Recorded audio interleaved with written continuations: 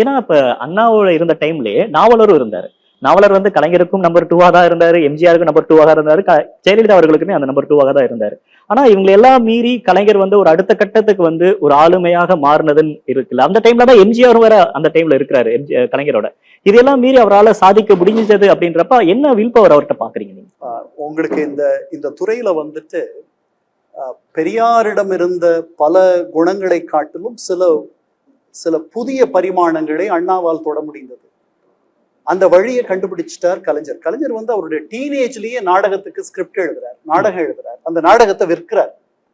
வித்துட்டு அதுக்கப்புறம் அந்த டீனேஜ்லயே நாடகம் எழுதுறது யார் எழுதுவா? ஒரு பெரிய அபாரமான ஒரு ஆற்றல்.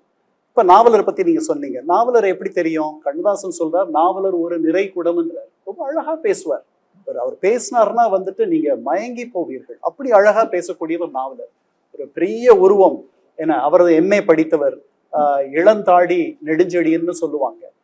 பெரிய ஆற்றல் படைத்தவர், அதில் ஒன்றும் தவறில்லை. ஆனால் இந்த பன்முகத்திறன் வந்து கலைஞரிடத்தில் மட்டும்தான் இருந்தது. அதாவது உங்களுக்கு வந்து திரைத்துறையை கட்டி ஆண்ட இந்த திரைத்துறை குதிரையை கட்டி சவாரி செய்த 2 பேர்ல முக்கியமானவர் கலைஞர் ஒருவர், இன்னொருத்தர் அண்ணா.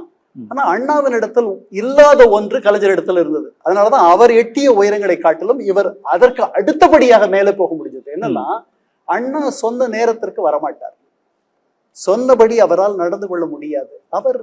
அவர் வந்து நிறைய பேரை சந்திப்பார், கட்சிக்காரர்கள் வருவார்கள், நிறைய அவர்களுக்கு அன்பாக நடந்து கொள்வார். ஆனால் உங்களுடைய திருமணத்திற்கு தேதி கொடுத்து விட்டு வருவாரா என்றால் தெரியாது.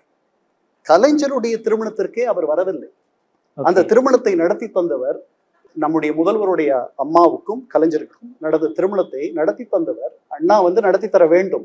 நடத்தி தந்தவர் தத்துவ மேதை TK சீனிவாசன். சரிதானா? அண்ணா வரல. அதனால் நல்ல தம்பி, வேலைக்காரி என்று படங்கள் வரிசையாக, சொர்க்கவாசல் என்று படங்கள் வரிசையாக வரிசை கட்டி நின்ற போதும் கூட அண்ணா சொன்ன நேரத்தில் டெலிவரி செய்வார் என்ற நம்பிக்கை யாருக்கும் கிடையாது. தயாரிப்பாளர்கள், ஏன்னால் அவருக்கு அவ்வளவு வேலைகள் இருந்துச்சு. அந்த வேலைகளை ஒரு ஒழுங்குபடுத்தி செய்யக்கூடிய ஆற்றலை அவர் ஏனோ அண்ணா பெற்றுக்கொள்ளவில்லை. அந்த இடத்தில் மிகப்பெரிய வெற்றியை கலைஞர் அடைந்தார்.